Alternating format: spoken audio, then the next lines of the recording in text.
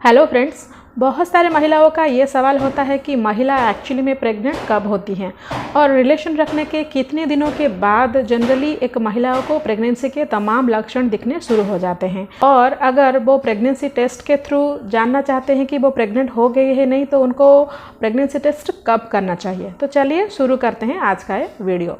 तो पहली बात तो ये है कि अगर आप प्रेगनेंसी के लिए प्लानिंग कर रहे हैं तो आपको हमेशा ही ये बात ध्यान में रखना चाहिए कि अगर आप ओवुलेशन के पीरियड में रिलेशन प्लान करेंगे तभी जाकर आपका प्रेगनेंसी रुकने का चांस है, क्योंकि हर महिला के शरीर में एक अंडा हर महीने रिलीज होता है। और ये कब रिलीज होता है?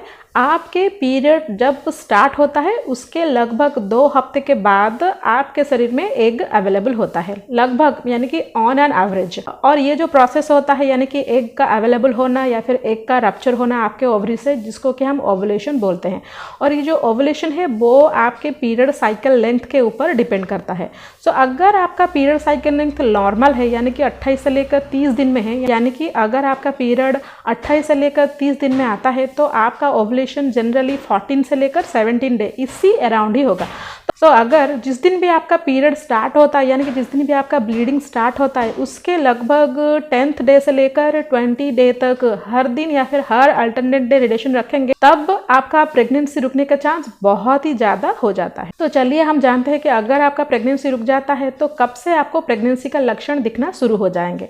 पहली बात तो ये है कि अगर आपका पीरियड साइकिल लेंथ 28 डेज से 30 डेज के अंदर और आपने ओवुलेशन पीरियड में रिलेशन रखा, तो ओवुलेशन होने के लगभग 24 घंटे के अंदर अंदर आपका एग स्पर्म के साथ फर्टिलाइज हो जाएगा।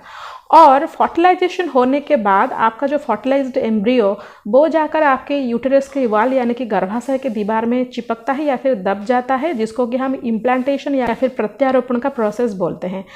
जब आपका इम्प्लांटेशन सक्सेसफुल हो जाएगा तो इम्प्लांटेशन के बाद आपके शरीर में प्रेगनेंसी के हार्मोन बनना शुरू हो जाएंगे और उनका लेवल भी बढ़ना शुरू हो जाएगा, जैसे कि बीटा एससीजी, एस्ट्रोजन और प्रोजेस्टेरोन। प्रोजेस्टेरोन हार्मोन को हम प्रेगनेंसी हार्मोन बोलते हैं क्योंकि ये आपके प्रेगनेंसी को सस्टेन करने में मदद करते हैं। इन सारे हार्मोन के बढ़ने के वजह से आपको प्रेगनेंसी के तमाम लक्षण दिखने शुरू हो जाएंगे, जैसे कि आपका बॉडी टेम्परेचर स्लाइटली इंक्रीज हो सकता है, आपकी ब्रेस्ट में टेंडरनेस हो सकता है, आपको सिर दर्द हो सकता है, आपके पूरे बदन में अकड़न जैसा महसूस हो सकता है, आपको बहुत ज़्यादा फैटिग लग सकता है, या फिर आपका मूड स्विंग्स हो सकता है, या फिर आपको फ्रिक्वेंट यूरिनेशन भी हो सकता है। तो अगर ये सारे लक्षण आपको दिखाई दे रहे हैं तो इसका मतलब ये है कि आप प्रेग्नेंट हो गई हैं। लेकिन प्रॉब्लम ये है कि ये जो सारे प्रेगनेंसी के लक्षण है वो पीरियड आने से पहले भी एक महिला को नजर आ सकते हैं, अगर उन महिलाओं को प्री मेंस्ट्रुअल सिंड्रोम या फिर PMS है। इस केस में आप अपने प्रेगनेंसी को कैसे कंफर्म कर सकेंगे? आपको प्रेगनेंसी को कंफर्म करने के लिए आपको पीरियड मिस होने का इंतज़ार करना चाहिए। अगर आपका पीरियड मिस हो जाता है तो उसके बाद 3-4 दिन के बाद आप यूरिन प्रेगनेंसी टेस्ट कर सकते हैं। और ये जो टेस्ट होता है वो यूरिन प्रेगनेंसी टेस्ट किट के जरिए होता है और ये टेस्ट किट बहुत ही आसानी से हर मेडिकल स्टोर में अवेलेबल रहता है। लेकिन अगर आपका पीरियड का ड्यू डेट आपको याद नहीं है, या फिर आपका ओवुलेशन का डेट भी आपको याद नहीं है, या फिर पीरियड मिस होने के बाद 3-4 दिन के बाद या फिर 1 हफ्ते के बाद भी आपको प्रेगनेंसी टेस्ट नेगेटिव आ रहा है, तो कब तक आपको प्रेगनेंसी टेस्ट करना चाहिए?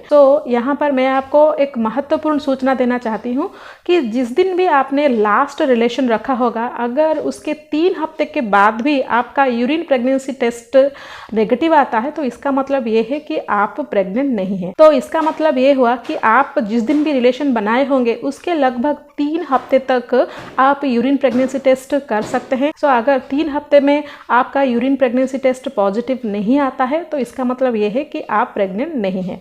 लेकिन अगर आपका प्रेगनेंसी टेस्ट किट में 2 पिंक लाइन आता है यानी कि पॉजिटिव रिजल्ट आता है तो इसका मतलब ये है कि आप प्रेग्नेंट हो गए हैं। आइदर आप अपने पीरियड का ड्यू डेट याद रखिए या फिर ये याद रखिए कि आपने कब रिलेशन बनाया था। मैं उम्मीद करती हूँ कि ये वीडियो में जो भी इन्फॉर्मेशन दिया गया है वो आपको इन्फॉर्मेटिव लगी होगी। और एक नए वीडियो में आपके साथ फिर मिलती हूँ। तब तक के लिए stay healthy and stay happy. अगर ये वीडियो आपको अच्छा लगा तो लाइक ज़रूर कीजिएगा और साथ ही साथ अनुराधा केयर चैनल को सब्सक्राइब भी कीजिएगा।